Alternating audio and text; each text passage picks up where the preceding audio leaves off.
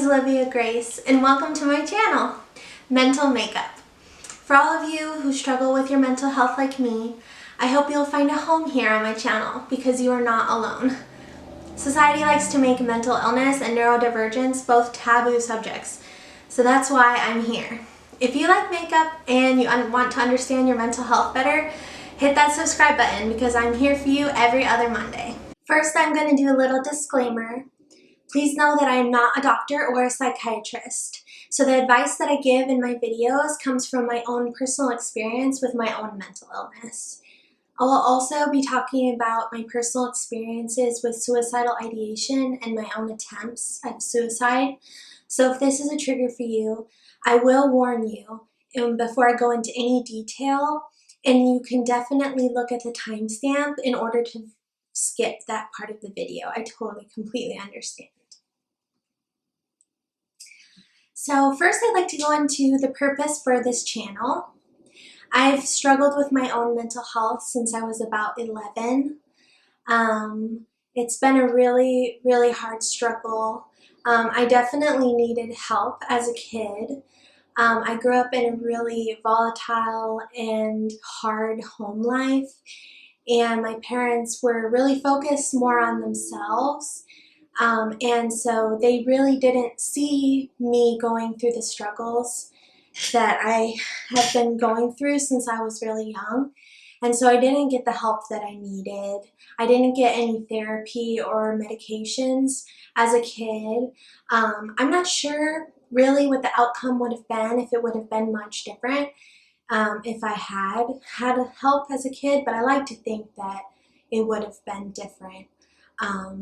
And so I have struggled all throughout school, middle school, high school, and I started college. Once I got to college, I felt very different from my peers. I just felt alone and scared, severely anxious, and I would have panic attacks, but I didn't really know what they were at the time. I just felt very different and really sad. And I noticed that other people noticed that I was different, and that was the moment and the time of my life where I really realized, like, wow, I think there's something really wrong with me. Like, I think I'm really different, and the things that I struggle with every day aren't things that other people struggle with, or maybe they don't struggle with them as much as I do because I'm suffering and I need help. And unfortunately at that time I kind of tried to get help, but I didn't really know where to start. And yeah, I kind of started my mental health journey when I was in 2019, so about 5 years ago. Feels kind of crazy now to say 5 years ago, but that was after I was married. And I had a mental health breakdown. I was really struggling, and I just decided that I really needed help, and that was when I really started looking for professional mental health care. And I can't say that it's gotten a lot better since then, but I definitely have learned so much about myself, and that's where I really wanted to start this channel, was coming from that point of thinking like knowledge is power. I may not be able to change my situation, I may not be able to change my mental illness, but I can learn about it and I can try to help others, and maybe the people that love them, people that love people who have mental illness, maybe I could make a difference in that way. And I have looked for some info on YouTube about mental illness, and I haven't really found that many resources, unfortunately. Mental health is just so stigmatized that, I don't know, there's not very many channels on YouTube about mental health, and if there are, they're very specific. So I have a lot of mental health diagnoses, and that's why this channel is going to be kind of more broad, and I'm going to speak about each one of my different mental illnesses and different struggles that a lot of people may have. And then I also noticed that if there is resources on YouTube, that a lot of them are medical journals, and they're kind of just these boring, like, medical videos where they're just like, hi, I'm Dr. So-and-so, and borderline personality disorder is this. And that just that doesn't help really, I don't think. I think it can give you a baseline of knowledge to understand a mental illness, but it doesn't really create any sense of belonging or understanding or any sense that you could get some help. And it just doesn't feel personal. So I really wanted to make a channel that was really personal and meaningful, where people could come and see like a real person who has mental illness. And I have a disability. My mental illness has caused me not to be able to work for 3 years. And I might not look disabled to many people, and they may look at me and think like, oh, she's totally normal, or I don't really know what people think when they look at me, but I know that I struggle so much, and I want other people who may feel invisible too to see that they're not, and to know that they're not alone. I wanted to bring more awareness to mental illness, and I also just wanted to make this channel for people who have mental illness, and also for the people who love people with mental illness and want to know more to help them and to understand them better. A little bit about my makeup. I will list all of the products that I use in my videos in the description down below this video. I did want to say that I'm trying to transition all of my personal makeup products to all ethical, vegan, and cruelty-free options. Some of my older makeup may not be completely vegan or cruelty-free, and that was before I kind of transitioned. So I will use them up, and then I'm going to try and buy completely new and ethical elephant-approved products instead. So here is a real quick intro of my diagnoses. The 6 main ones that really impact my life are: number 1, borderline personality disorder, commonly known as BPD. Number 2, treatment-resistant depression. Number 3, anxiety and panic disorder. Number 4, ADHD. Number 5, PTSD/trauma. And number 6, a quick disclaimer here, is suicidal ideation and attempts. All right, so let's dig in. Number 1, my first and most difficult diagnosis that I think I've gotten. I was diagnosed with borderline personality disorder about 3 years ago when I first moved to Oregon. I had been struggling so much, and I went to a therapist and I described my symptoms, and she went through this big book with me called the DSM-5, and the DSM-5 is basically just a giant list of all of the most current, most accurate medical diagnoses of mental health and their symptoms.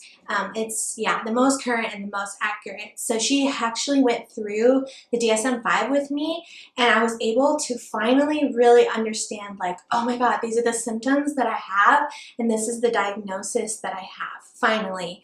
And once I learned about borderline personality disorder, a lot of things clicked for me. It was the diagnosis that really made me understand that I wasn't crazy and that I'm different, but other people do experience this also. Only about 2% of the population has borderline. And so I'm going to give you a definition. This is from a medical journal. So borderline personality disorder is a pervasive pattern of instability in interpersonal relationships, self-image, and emotion, as well as marked impulsivity beginning in early adulthood and present in various contexts, as indicated in the DSM-5, which I talked about, and requires multiple symptoms for diagnosis. Okay, so now I'm going to talk about some of the symptoms that I experience for each one of these diagnoses that I have. So there's 5 significant symptoms that I struggle with borderline. The first one is emotional dysregulation, and this is probably the biggest symptom I have in my life that I really struggle with, one of them.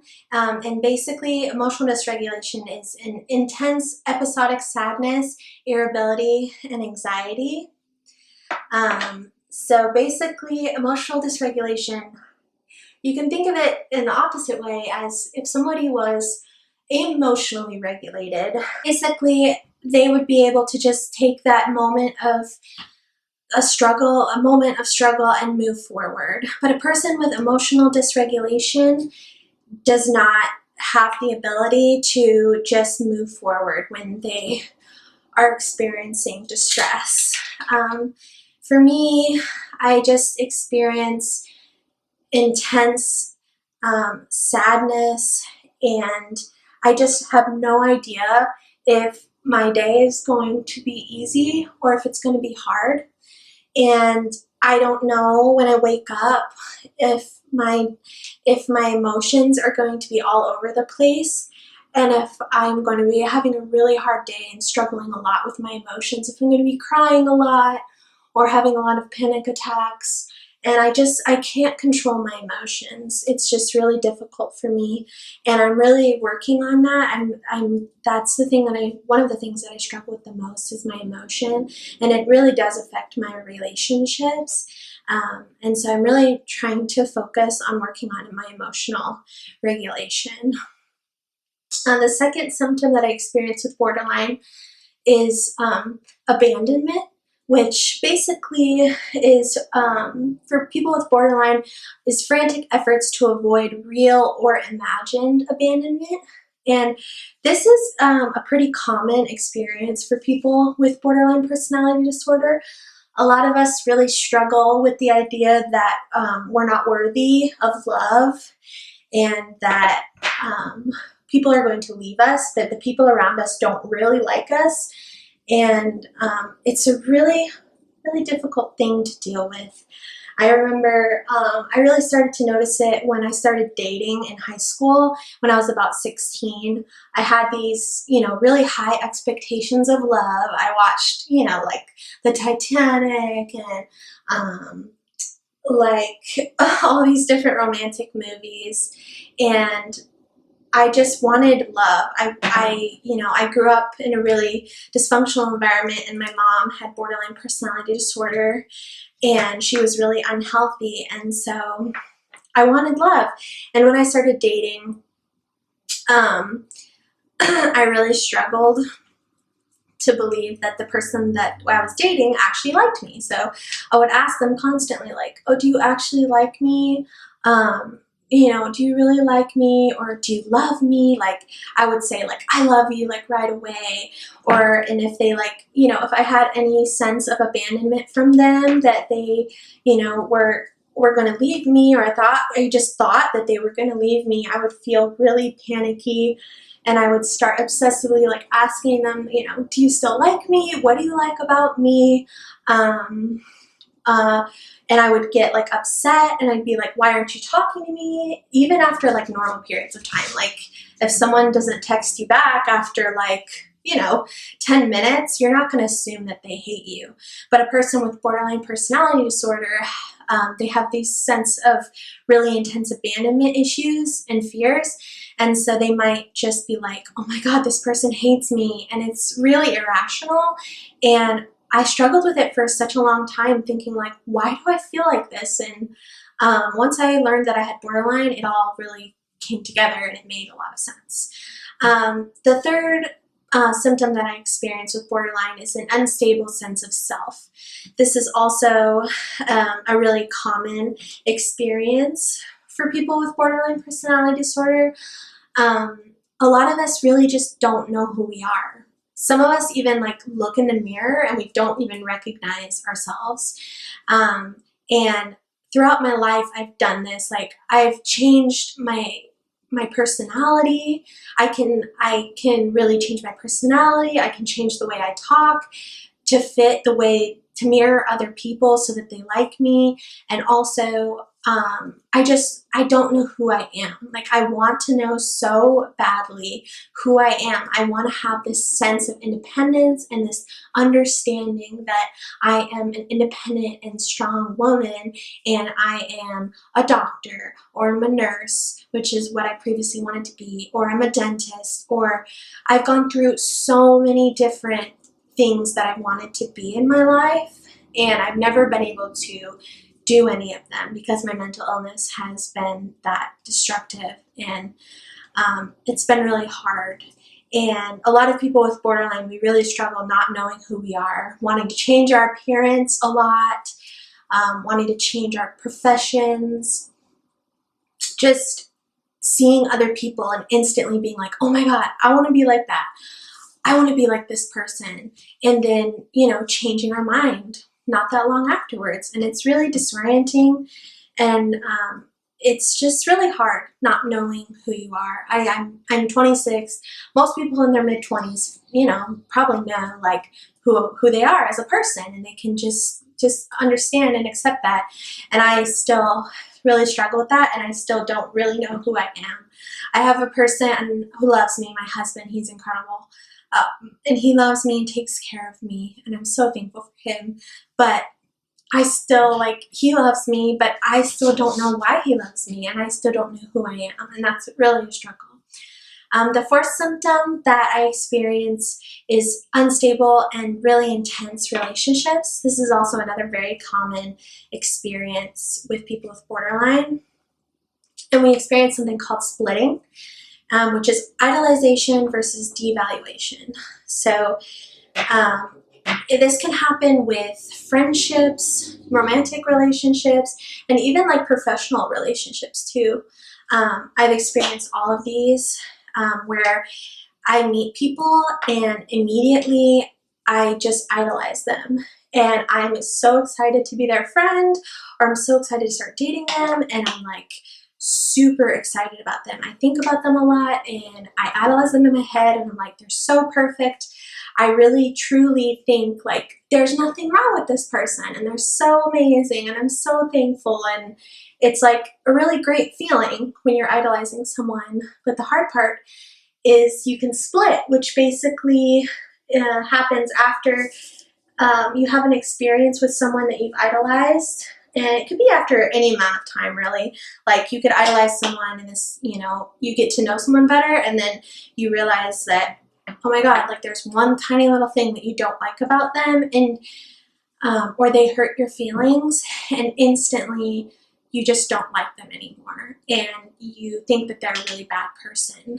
And this has happened to me with friendships, mostly, and I have a hard time keeping stable friendships because I do idolize people, and I think like, oh my God, this person is my best friend. I'm so thankful for them, and I try to keep in contact with them, and then if something small happens, like they don't talk to me for a while, I can get really hurt by that, and it really is disorienting, and sometimes I can lash out and be like, why aren't you talking to me anymore? Or like, why don't you care about me? And they're like, oh my God, like, I'm sorry, like, I didn't know that you felt that way, and like, it's not like the way you think it is. And it's been hard for me, and it's been that way with relationships, and then also with professional relationships, like with my psychiatrists and my doctors. I will start treatment, and I'll be like, oh my, this is the best doctor ever. Like, they know what they're doing. They're really great. They know how to help me, and they're going to help me get better. And I'm really excited, and I really like them. And then all of a sudden, they'll just do something that annoys me, or they'll say something that hurts my feelings, and I'll just instantly just think, like, I don't know them that well even, and I'll just imagine that they're a really bad person, and that like they just purposely really hurt my feelings, even though that's not really that true, and they probably didn't mean to. And it's not very logical. So that's a really hard thing about borderline personality disorder, is a lot of these symptoms that we experience are not very logical. So they make sense to us as a person with borderline, but they do not make sense to other people. And it really confuses other people. And it also confuses us because it makes sense to us, but when we tell someone else, they're like weirded out and confused. And it's just really hard, and it's a struggle. So the next and final symptom that I have with borderline, number 5, is severe dissociation. And not everyone with borderline personality disorder actually has this. Dissociation is one of the things that I struggle the most with also. I basically just begin to disconnect from the world around me. Like, that's like kind of the best way that I feel like I can explain it. I disconnect from the world around me. I can't really feel my body very well. Everything feels really distant. I can sometimes feel pretty cold. And like, it's like sounds are far away. I feel very trapped and very small inside of my body. And it's really hard to try and help myself in these moments because my senses just go kind of out of whack, and I don't know where I am sometimes. I don't know what time it is. I don't know how long like I've been feeling like this. And it's just really disorienting and really kind of painful. And yeah, it is a common symptom of borderline, but not everyone has dissociation as badly as I do. I can dissociate, and usually it leads to a really severe panic attack, which I have a panic attack almost every day, which is really hard. Okay, now we're going to move on from my borderline personality disorder. The second diagnosis that really affects my life is my severe depression. Depression is a very common experience for people. A lot of people are diagnosed with depression. Taking an antidepressant or going to psychological counseling eases depression symptoms for most people, but with severe treatment-resistant depression, standard treatments aren't enough. They may not help much at all, or your symptoms may keep coming back even if they improve only for a short while.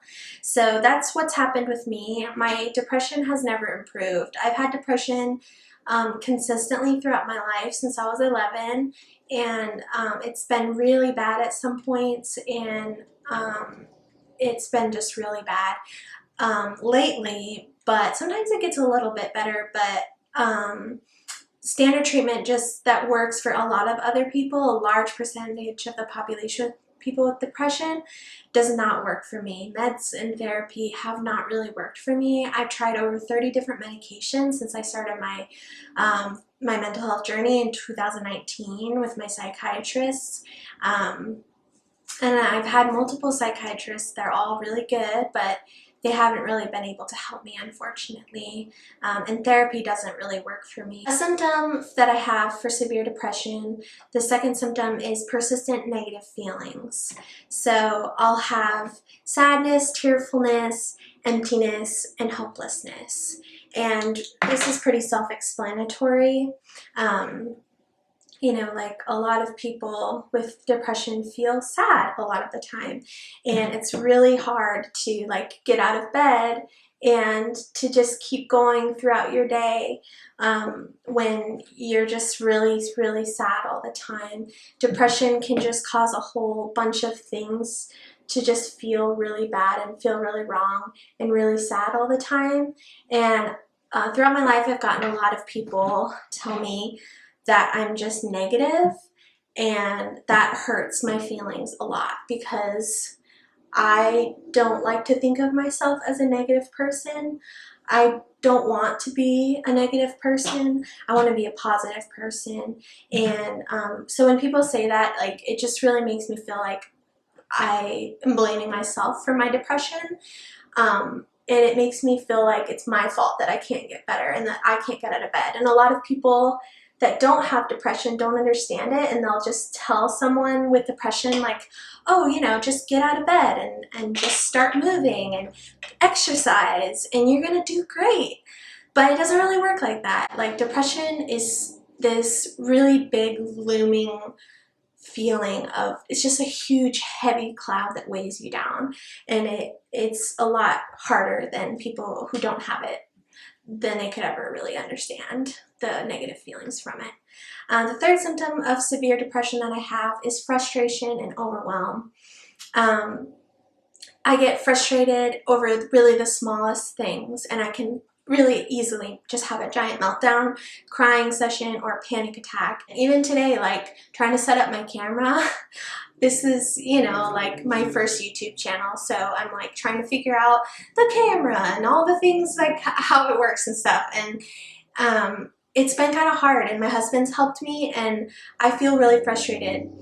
trying to figure this out by myself because it's really complicated, and my husband is helping me, and I feel so frustrated, not at him, but at myself, that I'm just like, oh, this is so annoying and frustrating, and I just want it to work, but I can't, and sometimes that can really lead to a meltdown. So my fourth symptom of my severe depression is insomnia and oversleeping. So my insomnia goes in cycles of insomnia and oversleeping. So I go through cycles of sleeplessness and then oversleeping, and that can really lead to fatigue. So I can actually feel fatigued from oversleeping and from not sleeping at all. My insomnia just is really bad sometimes, and it can last for months, and it's just a huge part of my depression that really affects my day. Like if I don't get at least 10 hours of sleep, which seems like really a lot to most people, I can really start feeling really bad. And then sometimes I will have periods of oversleeping where I can sleep from 10 to 16 hours a day. And that really takes up a lot of my time. I'm kind of in that cycle right now where I go to bed at like midnight and I wake up at like 2 p.m. or 3 p.m., which is crazy, but I'm not able to work, and so I'm able to sleep like that, and it's really what my body needs. Like if I don't get that much sleep, I can really have really bad panic attacks throughout the day, and it's just a really hard struggle that I have. And then the final symptom I have of my severe depression is feeling really worthless. I feel a lot of guilt around my depression. I feel a lot of guilt that it doesn't allow me to get things done. And I feel guilt over the lack of ability to complete tasks and be productive, because it really takes a lot of my energy, and I beat myself up a lot when I'm like, you know, I can't have a job, or maybe like I'm planning for this video and I'm too tired, too exhausted, or too overwhelmed to be able to sit down and write the script for this or something like that. And it's just a really difficult thing. People with depression really just struggle with being productive, and that's really hard.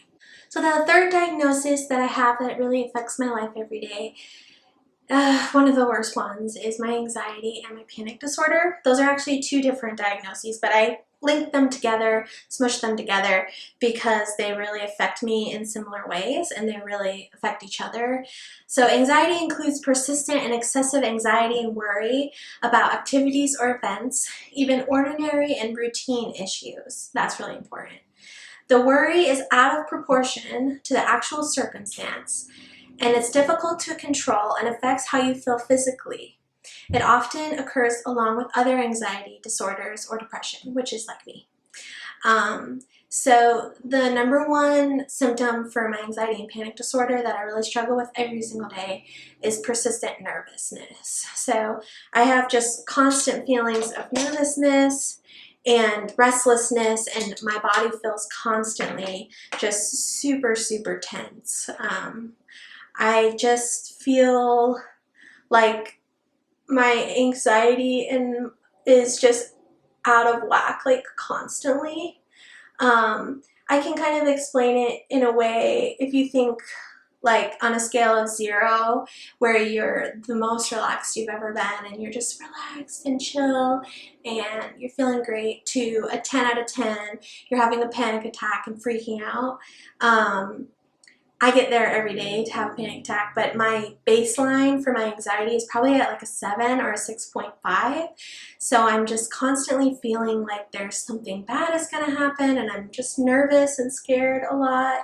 And it's just a really hard feeling to go through.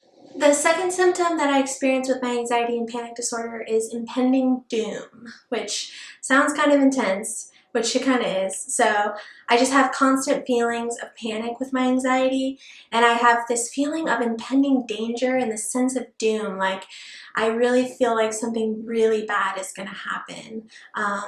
Like something is really wrong with the world, and something, even though like everything around me is peaceful and quiet, and I have a really safe home and a safe, loving place in where I am, like I still feel like things are really wrong and like something could really immediately happen. So the third symptom that I experience with my anxiety and panic disorder is avoidance, which is basically feeling like that I need to avoid all things that can cause me anxiety, which, as you can imagine, is kind of impossible, but I will try to avoid pretty much anything, and that has really led me to, unfortunately, really isolate myself, especially in the past couple years. I've gotten really sick, and my anxiety, I have really bad social anxiety, so I don't have that many friends, and I wish I had more, but it is hard for me to go out in social situations, and even just like going out to the grocery store can really cause me anxiety sometimes. So it's led to a lot of isolation, and even small things like being too hot. Like I won't go out and enjoy a summer day because I'm just anxious, and I know that it might cause panic attacks, so I avoid it, and that's really hard. The fourth symptom I have for my anxiety and my panic disorder is called fight, flight, or freeze, which you may have heard of. It's the body's natural response to any stress triggering, and it causes an increase in heart rate, hyperventilation, sweating, trembling, and for me that really turns right into a panic attack. At this point, like when I'm at this point, it's really hard for me to turn back around and try and calm myself down. I really struggle with calming myself down, unfortunately, and I have this experience which turns into a panic attack every single day, and it can last, with my dissociation and the panic, it can last like for an hour or more, and at that point I usually have to take a lorazepam, which is a really unfortunate, it's actually a controlled substance, but I am using it the way that my doctor is prescribing it, and I know that it helps me, so I have come to terms with that, and I've accepted it, and I know that it's okay. My fifth and final symptom of my panic disorder and anxiety is the actual panic disorder, I feel like. And basically this is the definition of having panic disorder is just having frequent panic attacks, and especially having fear of having them in the future. And that could be in public, in private, just any fear and anxiety around having the panic attacks again, because panic attacks are really hard, and anyone who hasn't had a panic attack before wouldn't really understand how terrible they are, but they're very disorienting, and it's really, really hard. My fourth diagnosis that I have is my severe ADHD. In adults, the main features of ADHD, it may include difficulty paying attention, impulsiveness, restlessness, and RSD. People with ADHD may find it hard to focus and prioritize, often leading to missed deadlines and forgotten meetings or social plans. Poor impulse control can range from impatience waiting in line or driving in traffic to mood swings and outbursts of anger. So I wasn't diagnosed with ADHD until pretty recently, about a year ago, and I didn't even know that it has such a big impact on me, but it really does. It's a lot bigger than I thought. Before I was diagnosed, I really didn't know I had it, and I thought ADHD was just for like little kids that were just bouncing off the walls that couldn't focus, but it's a lot more than that. It has a lot of things that cause a lot of struggles for many, many people, and it's a really, really difficult disorder. The first symptom I have that most people have with ADHD is problems focusing.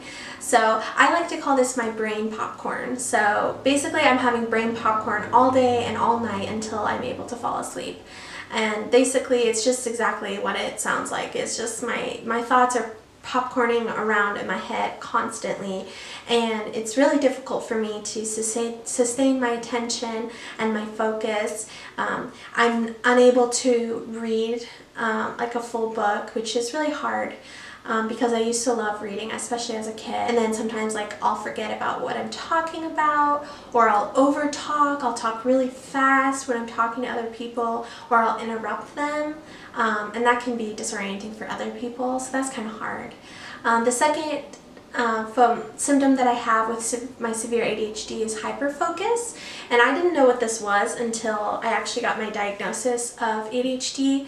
And basically hyperfocus is getting obsessively interested in random hobbies for a few weeks and then getting bored and quitting. And I cannot tell you how many things that I've gotten excited about, hobbies, interests, things that I liked and things that I've started to get really obsessed with, and I research for hours and hours, and I'm so excited about it. And I do it for like a week or two, and I get really good at it, which is interesting. A lot of people with ADHD are like this. We're like a jack of all trades type of thing. And but we have a really hard time focusing on one certain thing, having a job, one certain job, or one certain task that we're focusing on for a long period of time. We tend to hyper focus and really get interested in one thing, but then eventually burn out and just get bored with it and give up. The third symptom I have with my ADHD is task avoidance, which is basically just like an inability to make deadlines or complete projects. And I don't really have follow through. That's not really with everything, but with most things, especially things that make me anxious, that have deadlines, I really struggle finishing things and really finishing things and just getting them done. Things like that with deadlines really make me really anxious, and my ADHD just doesn't really allow me to move forward and finish tasks, which is a really hard thing. This has been a struggle for me throughout my life. I had severe anxiety about school when I was younger. I actually did really well in school because my parents were really intense about me doing really well in school. So I had such high anxiety that I was able to actually do really well in school, but my ADHD has caused me not to be able to finish college. And I love school and I love learning, and it's really difficult because I want to do so many things, but my ADHD has caused it so that I'm not able to meet deadlines in college and school, and I'm not able to complete tasks and projects, and it's just really hard. The fourth symptom I have of my ADHD is impulsiveness. A lot of people have this with ADHD, and it's basically acting without thinking, without contemplating the likely and very obviously negative consequences. So things that I struggle with are binge eating.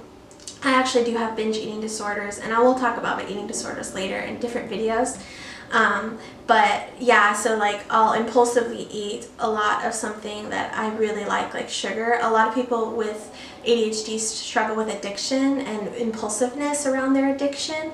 So they'll be able to, hold out for a while, and then all of a sudden they just can't, and they just binge on whatever they're struggling with, trying to not do. And I also struggle with shopping. I've had a really hard time with my finances ever since I was young. When I first got my first job, and when I was 16, I've been in debt for a long time. Thankfully my husband is a lot better with that than I am. But yeah, I definitely have always struggled with my finances and with impulse buying. If I see something that I like, I really want to buy it. And yeah, so the impulse control is really hard. The fifth symptom for my severe ADHD is RSD, which is rejection sensitive dysphoria, which is a really weird sentence, but basically it means that you are hypersensitive to rejection or perceived rejection. So basically it could be real or not real rejection. It could be about really small things and things that you're imagining. You might imagine that you're gonna get declined for a job offer, so you're not even gonna try to go to apply for a job, or you're afraid that someone's not gonna like you on a first date, so you're not even gonna go on that first date. Or if you're in a relationship, you think that that person hates you all the time. This kind of ties into borderline with me, but it's very similar for people with ADHD. With RSD, they often think that, and it's kind of imaginary, that the person that you're with, you're constantly worried that they're going to reject you, and it can actually lead to real rejection, because if you annoy that person enough with all your questions of, are you mad at me, are you mad at me, eventually they might be like, yeah, I am mad at you, because you keep talking and or you keep asking me why am I mad at you, or do you love me? And so it can be really hard. Also, I'm so sorry, my dog is barking outside, so his name is Melly. He's really cute. Maybe he'll make a little cameo one day. So moving on from ADHD, my fifth diagnosis that I have is trauma and PTSD, and I kind of linked those together also. Trauma results from exposure to an incident or a series of emotionally disturbing or life-threatening events with lasting adverse effects on the individual's functioning and mental, physical, social, emotional, and or spiritual well-being. And this can lead to PTSD. So the second symptom that I have for my trauma and PTSD is avoidance. So that's basically avoiding anything that could trigger me to have a memory or a flashback. So just like pretty much avoiding any situations that could be similar to triggering situations that have caused traumatic events in the past. The third symptom that I have is negative thoughts and mood. This could be like experiencing numbness and feeling detached from loved ones. Especially when the trauma is like really new for a lot of people with PTSD. They can feel really like detached and alone and like unsure of themselves and the world, and there's a lot of hopelessness about the future and a lot of like feelings that something is really wrong with the world and that everyone's a really bad person, or at least like that's what I have experienced when I was really had my PTSD was like really fresh. So the fourth symptom that I have with my trauma and PTSD is changes in physical and emotional reactions. So that's kind of like being startled or frightened easily, being really jumpy, always being on guard, having trouble concentrating. And this happened to me like in college, like after some of my traumatic events. I remember trying to go to school and like do my tests and stuff, and I literally like the words would swarm on the page, and that was really difficult. And then there's always, well not always, but sometimes there's just really overwhelming feeling of guilt and shame that you might have. Just trauma and PTSD is just a really disconcerting and really like shaky experience, and it's just not a fun experience for anyone. And I'm going to add a disclaimer here. I am going to talk about my suicidal ideation and my suicide attempts now. So if you don't want to hear this, you can just skip this portion. Literally at the bottom of the video, there are little sections and you'll be able to skip it to the end. So suicidal ideation is often called suicidal thoughts or ideas. And it's a broad term to describe a range of contemplations, wishes, preoccupations with, and planning of death and suicide. My personal suicidal ideation is most strongly linked to my borderline personality disorder, and my panic disorder, and then my depression all together. And so it's kind of like an amalgamation of all the things that I really struggle with. So the first symptom that I have with suicidal ideation is that I kind of daydream about suicide, which is a really weird thing to say, but I just kind of fantasize about the suicide process and about what it would be like to die. I'm really afraid of pain, and that's one of the main reasons why I feel like I haven't been successful with my suicide attempts. It's because I'm afraid of the pain of dying, which I think is pretty natural. Very natural actually, and I've always, kind of researched the best way to die, or like the least painful way to die. And then my second symptom that I have of suicidal ideation is daydreaming about the afterlife. And I don't really know what the afterlife really looks like for me. I don't really believe in heaven or hell, but I do fantasize about like what life would be like after death, and mostly in the way of like how I think that I would feel peaceful. I don't feel a lot of peace in my life. I wish I did. And I think that when I'm really suicidal, I just fantasize about the peace that I would feel, and I also think about my funeral, what that would look like, and it's pretty morbid, unfortunately. The third symptom I feel when I'm feeling suicidal is I feel like I really believe that I'm worthless. I feel like the world and the people that I love would be better off without having me as a burden in their lives, which is not true. And it's basically a lie that my brain tells me when I'm feeling suicidal. When I feel suicidal, it's usually like multiple months of feeling that way and feeling extremely depressed and low, to the point where I actually do feel suicidal, to the point where I actually get to my fourth symptom, which is actual attempts. And this occurs after like I've done a lot of planning and ruminating and feeling just really, really low and daydreaming about suicide. And it's really my actual attempts usually come from like triggered right after like a traumatic event or even like a fight with someone that I love and I feel really abandoned. That usually will trigger me to feel like I need to commit suicide because I feel like such a burden on the people that I love. And that's really hard. And so I'm really working on suicide because suicide is not the answer. I really don't believe it is. And every time that, you know, I've come back from feeling suicidal and after having an attempt, I am glad. I do end up being glad that I'm alive. And there are moments in my life that are really beautiful. And even though I struggle every single day, those moments that I feel that are really beautiful, I try to remember them and I really try to like focus on them, and remember them in the moments that I feel extremely sad and I feel very suicidal. So yeah, I'm gonna finish my eyelashes and my lips real quick and I'll be right back. Okay, that's it for this video. Thank you so much for watching. Please, please hit that subscribe button and the like button. It will help my channel so much and it'll help me reach more people and hopefully change the conversation around mental health to a more positive one. I have put mental health resources down in the description below, including resources for suicidal ideation. There is always help, and please know that you are loved and you are not alone. I'm hoping to upload every Monday or every other Monday, so I'll see you next time. Thanks so much. Bye!